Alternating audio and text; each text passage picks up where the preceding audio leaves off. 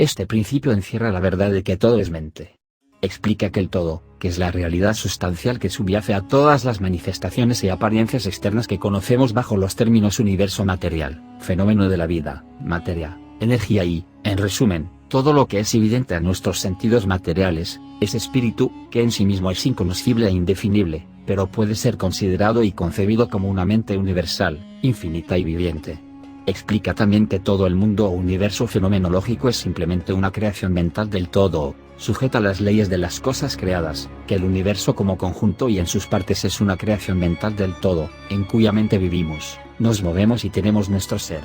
Este principio, al establecer la naturaleza mental del universo, explica fácilmente todos los variados fenómenos mentales y psíquicos que ocupan una parte sustancial de la atención pública, y que sin tal explicación son incomprensibles y desafían toda aproximación científica. La comprensión del principio hermético de mentalismo permite al individuo acceder a la ley que rige el universo mental para aplicarla a su bienestar y desarrollo. El estudiante hermético aprende a aplicar inteligentemente las grandes leyes mentales en vez de usarlas de manera fortuita o ser usado por ellas. Con la llave maestra en su posesión, el estudiante puede abrir las puertas del templo mental y psíquico del conocimiento, y entrar en él libre inteligentemente. Este principio explica la verdadera naturaleza de la energía, el poder y la materia, y cómo y por qué todos estos se subordinan al dominio de la mente. Uno de los viejos maestros herméticos escribió hace mucho tiempo: el que comprenda la verdad de que el universo es mental estará bien avanzado en el sendero del adepto. Y estas palabras son tan verdaderas hoy como en el tiempo en que fueron escritas.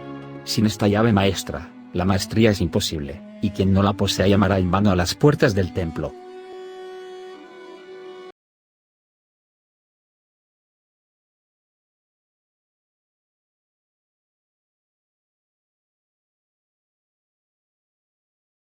Este principio encierra la verdad de que hay siempre correspondencia entre las leyes y fenómenos de los diversos planos de existencia. El antiguo axioma hermético lo pone en estas palabras: como es arriba, es abajo; como es abajo, es arriba. La comprensión de este principio da la clave para solucionar muchas oscuras paradojas y secretos de la naturaleza. Existen planos más allá de nuestra capacidad de comprender, pero cuando les aplicamos el principio de correspondencia, mucho de lo que de otro modo nos habría resultado incomprensible se vuelve claro a nuestra condición. Este principio es de aplicación y manifestación universal en los diversos planos del universo, material, mental y espiritual. Los antiguos hermetistas consideraban a este principio uno de los más importantes instrumentos mentales para atisbar tras el velo que oculta lo desconocido.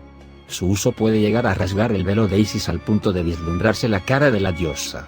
Así como el conocimiento de la geometría capacita al hombre para medir las órbitas y diámetros de estrellas distantes mientras está sentado en su observatorio, el conocimiento del principio de correspondencia capacita al hombre para razonar inteligentemente desde lo conocido hasta lo desconocido. Estudiando la mónada se llega a entender al arcángel.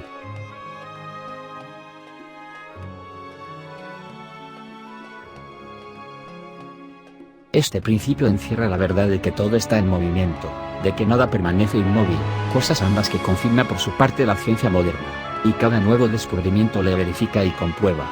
Y, a pesar de todo, este principio hermético fue enunciado cientos de años por los maestros del antiguo Egipto. Este principio explica las diferencias entre las diversas manifestaciones de la materia, de la fuerza, de la mente y aún del mismo espíritu, las que no son sino el resultado de los varios estados vibratorios. Desde el todo, que es puro espíritu, hasta la más grosera forma de materia, todo está en vibración. Cuanto más alta es esta, tanto más elevada es su posición en la escala. La vibración del espíritu es de una intensidad infinita, tanto, que 13 prácticamente puede considerarse como si estuviera en reposo, de igual manera que una rueda que gira rapidísimamente parece que está sin movimiento. Y en el otro extremo de la escala hay formas de materia densísima, cuya vibración es tan débil que parece también estar en reposo. Entre ambos polos hay millones de grados de intensidad vibratoria. Desde el corpúsculo y el electrón, desde el átomo y la molécula hasta el astro y los universos, todo está en vibración. Y esto es igualmente cierto en lo que respecta a los estados o planos de la energía o fuerza, la que no es más que un determinado estado vibratorio, y a los planos mentales y espirituales. Una perfecta comprensión de este principio habilita al estudiante hermético a controlar sus propias vibraciones mentales, así como las de los demás. Los maestros también emplean este principio para conquistar los fenómenos naturales. El que comprenda el principio vibratorio ha alcanzado el cetro del poder, ha dicho uno de los más antiguos escritores.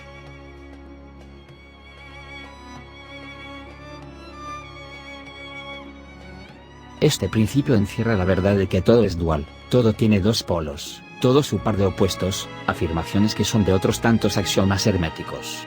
Explica y dilucida las antiguas paradojas que han dejado perplejos a tantísimos investigadores, y que literalmente decían, la tesis y la antítesis son idénticas en naturaleza, difiriendo solo en grado, los opuestos son idénticos en realidad, diferenciándose en su gradación, los pares de opuestos pueden conciliarse, los extremos se tocan, todo es y no es al mismo tiempo, toda verdad no es sino media verdad, toda verdad es medio falsa, etc.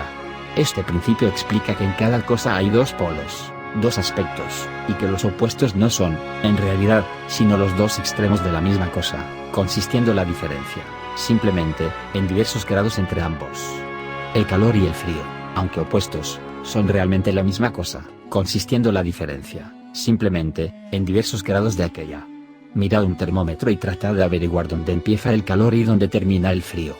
No hay nada que sea calor absoluto en realidad, indicando simplemente ambos términos, frío y calor, diversos grados de la misma cosa, y que ésta se manifiesta en esos opuestos no es más que los polos de eso que se llama calor, o sea la manifestación del principio de polaridad que nos ocupa.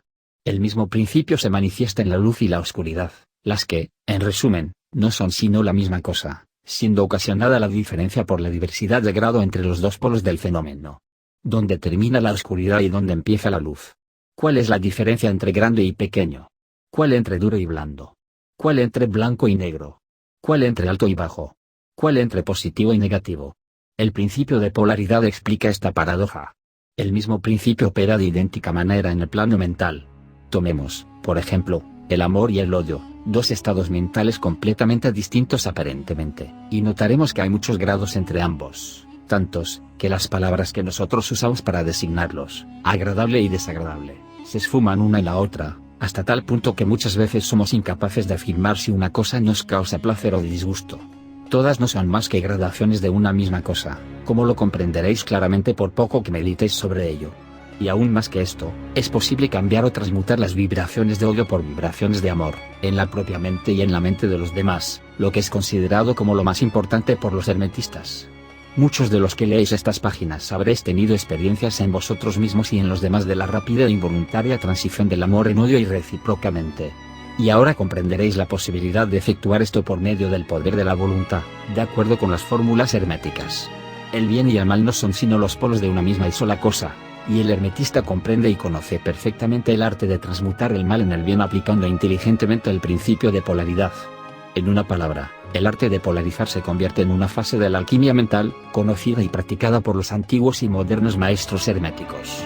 La perfecta comprensión de este principio capacita para cambiar la propia polaridad, así como la de los demás, si uno se toma el tiempo y estudia lo necesario para dominar este arte.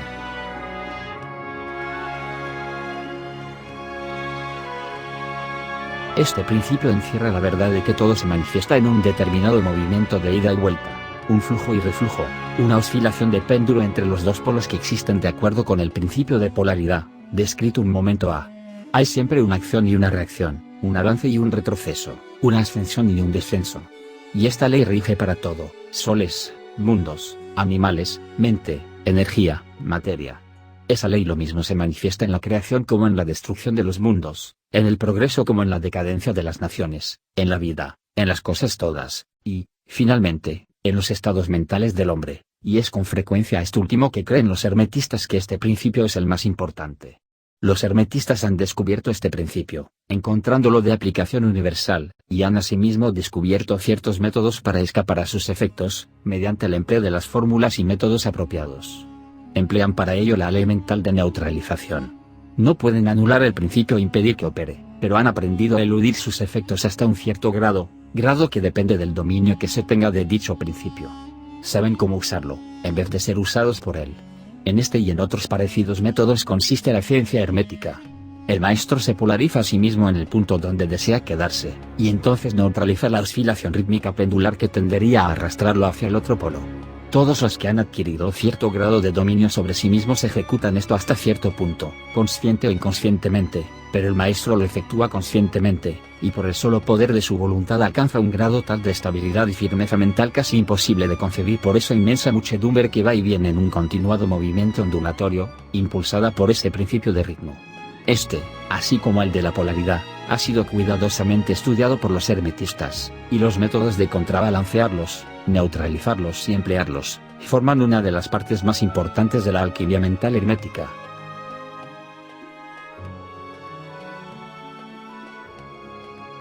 Este principio encierra la verdad de que todo efecto tiene su causa, y toda causa su efecto.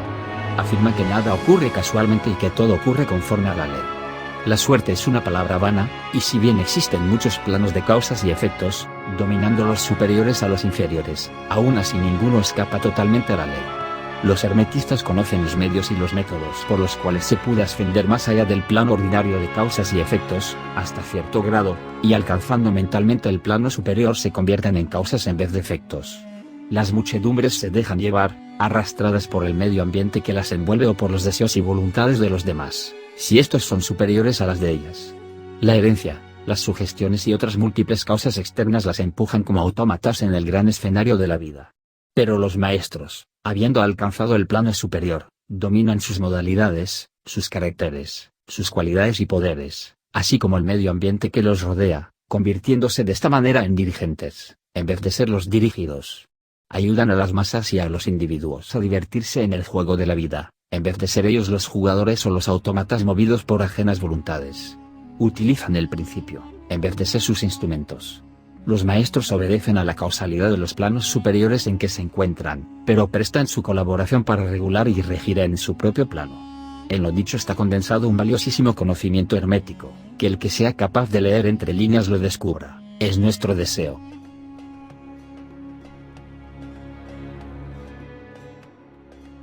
Este principio encierra la verdad de que la generación se manifiesta en todo, estando siempre en acción los principios masculino y femenino. Esto es verdad, no solamente en el plano físico, sino también en el mental y en el espiritual. En el mundo físico este principio se manifiesta como sexo, y en los planos superiores toma formas más elevadas, pero el principio subsiste siempre el mismo. Ninguna creación física, mental o espiritual, es posible sin este principio. La comprensión del mismo ilumina muchos de los problemas que tanto han confundido la mente de los hombres. Este principio creador obra siempre en el sentido de generar, regenerar y crear. Cada ser contiene en sí mismo los dos elementos de este principio. Si deseáis conocer la filosofía de la creación, generación y regeneración mental y espiritual, debéis estudiar este principio hermético, pues él contiene la solución de muchos de los misterios de la vida. Os advertimos que este principio nada tiene que ver con las perniciosas y degradantes teorías, enseñanzas y prácticas, que se anuncian con llamativos títulos, las que no son más que una prostitución del gran principio natural de generación. Tales teorías y prácticas no son más que la resurrección de las antiguas doctrinas fálicas, que solo pueden producir la ruina de la mente, del alma y del cuerpo, y la filosofía hermética siempre ha alcanzado su verbo de protesta contra esas licencias y perversiones de los principios naturales. Si lo que deseáis son tales enseñanzas, debéis irlas a buscar a otra parte, el hermetismo nada contiene sobre ellas. Para el puro todas las cosas son puras, para el ruin todas son ruines.